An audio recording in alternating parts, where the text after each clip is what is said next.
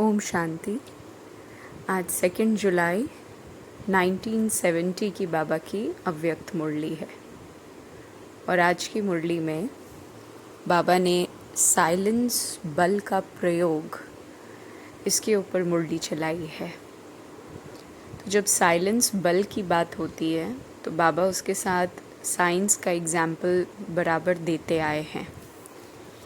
बाबा कहते हैं कि जैसे साइंस के कोई भी आजकल ऐसे गैजेट्स बने हैं, कुछ ऐसी चीज़ें हैं जो कि एक ही स्थान पर बैठ कर के जब वो उन बॉम्ब्स का या उन डिस्ट्रक्टिव आइटम्स का इस्तेमाल करते हैं तो वो दूर बैठी चीज़ों का नाश कर देते हैं। एक ही स्थान पर बैठ कर के उसको रिलीज़ करेंगे, है ना, जैसे न्यूक्लियर वेपन्स एट्सेट्रा, और दूर बैठी चीज़ों का नाश करने की कैपेसिटी होती है। ऐसे ही साइलेंस के बल में फिज़िकली किसी आत्मा के पास जाने की आवश्यकता नहीं है। कहीं भी बैठ कर के उनके अंदर जिन चीज़ों की आवश्यकता नहीं है उनका विनाश किया जा सकता है। बाबा ने आज कहा कि जब भी शक्तियों की मूर्ति को देखते हो, किसी दिव्य शक्ति की मूर्ति को देखते हो, तो क्या दो चीज़ें मुख्य अनुभव होती हैं। आप लोग भी इसके ऊपर गहराई से थोड़ी देर के लिए चिंतन कीजिए कि कौन सी दो चीज़ें एक माँ दुर्गा के, है ना, या माँ काली, जितनी चीज़ें बनी हुई है भक्ति मार्ग में, जगदम्बा के मूर्ति को देखने के बाद दो कौन सी चीज़ें प्रत्यक्ष रूप में सामने आती हैं। तो अगर गहराई में सोचा जाए, जितनी भी देवियों के मूर्ति बने हुए हैं, इनफैक्ट चित्र भी, तो उनके चेहरे पर और नैनों में प्रेम, स्माइल, शांति, खुशी रहेगी और हाथों में डिस्ट्रक्टिव आइटम रहेगा। बाबा कहते हैं वो जितना ही प्रेम मूर्त हैं वो उतना ही संहार मूर्त हैं। संहार जिसे कहते हैं मतलब डिस्ट्रक्टिव। तो बाबा ने कहा कि प्रेम तो रखना है, लेकिन पता हो कि कब किस चीज़ का संहार करना है यानी ख़त्म करना है और कब किस चीज़ को प्यार करना है। बाबा कह रहे हैं दोनों चीज़ों में बैलेंस रहे। कहते हैं चेकिंग करो, कहीं मोटी रस्सी में बंधे हुए तो नहीं हो। मोटी रस्सी में बंधे हुए हो या पतली रस्सी में हो या कच्चे धागों में भी बंधे हुए हो। अभी बाबा ने एक बड़ा खूबसूरत मीनिंग दिया। बांधेली और स्वतंत्र दो वर्ड्स हम इस्तेमाल करते हैं ना।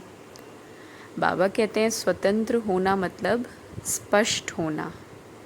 क्लैरिटी ही इंडिपेंडेंस को डिफ़ाइन करती है।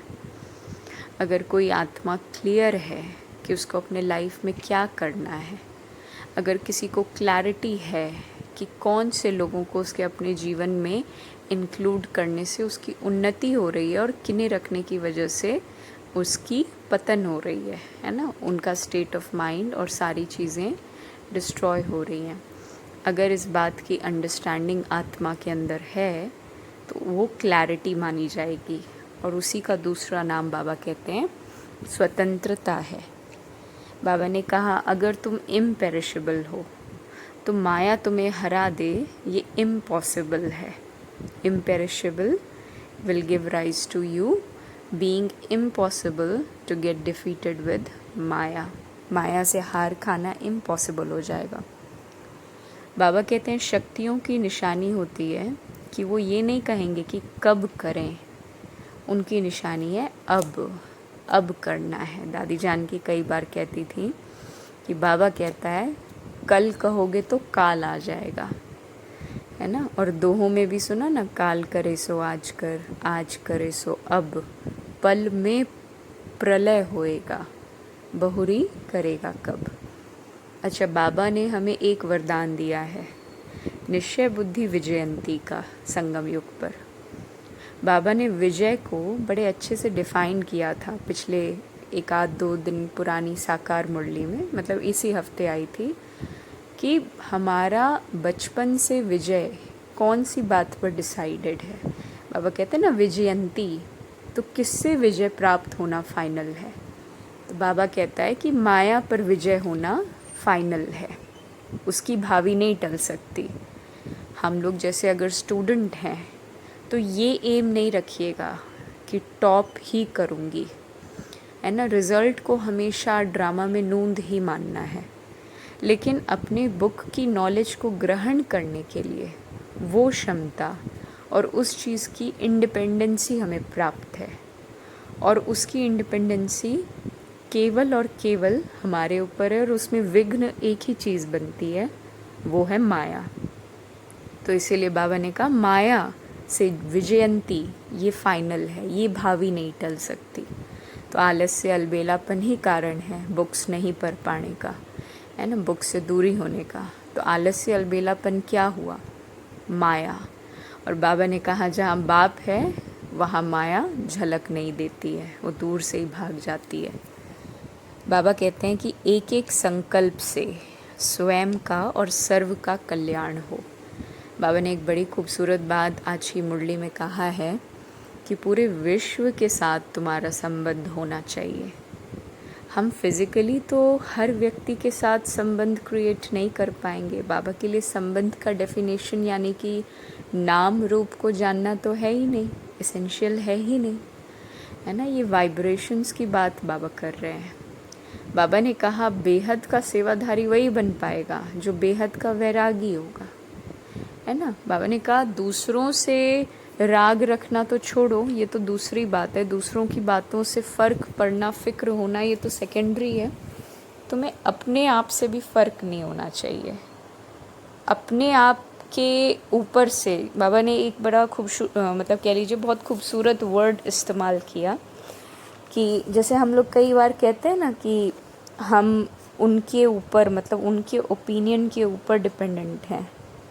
तो बाबा कहता है कि अपने आप से भी नहीं, वो तो छोड़ ही दो, वो तो दूर की बात है, दूसरों की तो बात ही दूसरी है, लेकिन अपने आप से भी किसी भी प्रकार का अफेक्शन नहीं, बेवजह का, है ना, कि दूसरा क्या सोचेगा, दूसरा क्या कहेगा। बाबा कहते हैं ये तो बहुत दूसरी बात है, ये तो छोड़ो।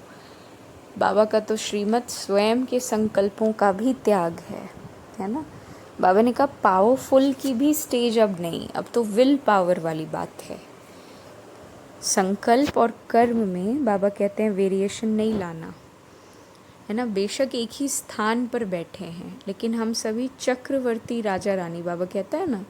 तो चक्रवर्ती शब्द का एक्चुअल मीनिंग आज की मुरली में जो आया है, जो पूरे विश्व का चक्र लगाए, है ना। बाबा कहते हैं बेशक एक ही स्थान पर तुम फिजिकली प्रेजेंट हो, लेकिन विश्व की हर आत्मा के पास चक्र लगा सकते हो, सहयोगी बन सकते हो। उसके लिए बेहद के वैरागी के सीट पर सेट बना होना पड़ेगा। तो यही आज की मुरली का सार है। वरदान एक तरीके से हम स्वयं को दे सकते हैं सर्च लाइट होने का। बाबा कहते हैं जितना स्वयं को सर्च करेंगे अपनी वास्तविकता को, उतना ही सर्च लाइट बनेंगे। ओम शांति।